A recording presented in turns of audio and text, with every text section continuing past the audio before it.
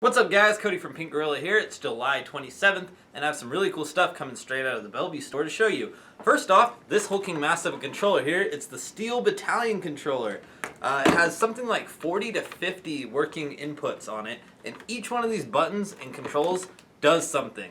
Like, for example, there is a window washer button, or a fire extinguisher button, and the handy dandy eject button. It is an absolutely awesome controller and a goofy thing to play with.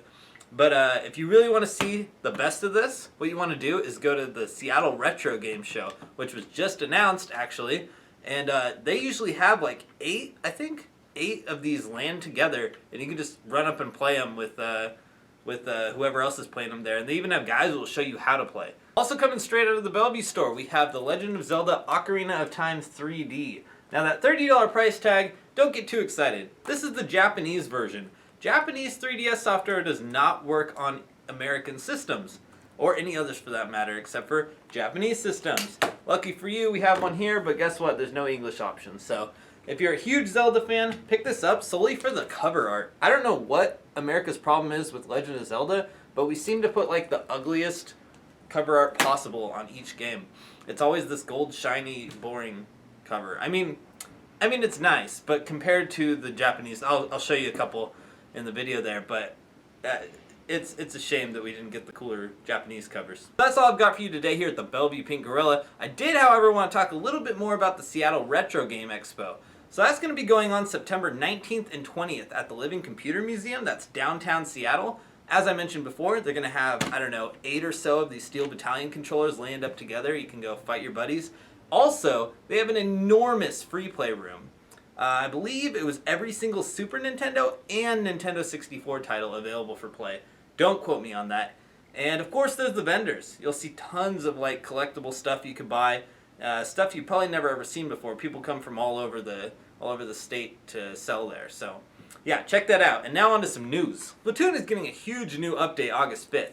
They're raising the level cap from 20 to 50. In addition to adding the rank statuses of SNS Plus and adding 40 new pieces of gear. In addition to all of this is free by the way, they're adding 2 new game modes, Private Battle and Squad Battle. Private Battle lets you just fully customize your battle, adding friends here and there, and Squad Battle, which is what I'm really interested in, will let you battle with your friends on a team against other teams. All of this, again, is free. Freaking awesome. I've been waiting for this since day one. Pokemon fans, today is your final day to get Diancie. What you want to do is fire up your copies of Omega Ruby or Alpha Sapphire, scroll on down to a mystery gift, and claim your Pokemon. After that, it's as easy as going to the Pokemon Center and talking to the new guy standing right next to Nurse Joy. So just go ahead and do that, get your free Diancie, and don't forget it! And finally, big news out of China. The Ministry of Culture has lifted their 15-year ban on console video games. Up until now, Chinese people have had to play via computer and mobile games. They were initially banned in 2000 over worries that video games would have a violent effect on the youth. So they found out that's not true via tests and whatnot, and so they're finally allowed. I mean, they've been practically allowed for quite a while via China's gray market, but whatever, they're now official.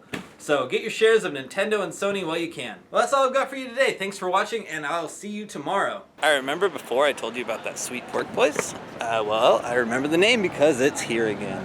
These food trucks just kind of switch randomly, but I'm going to show you what they are really quick, including the pork place. You got to check it out.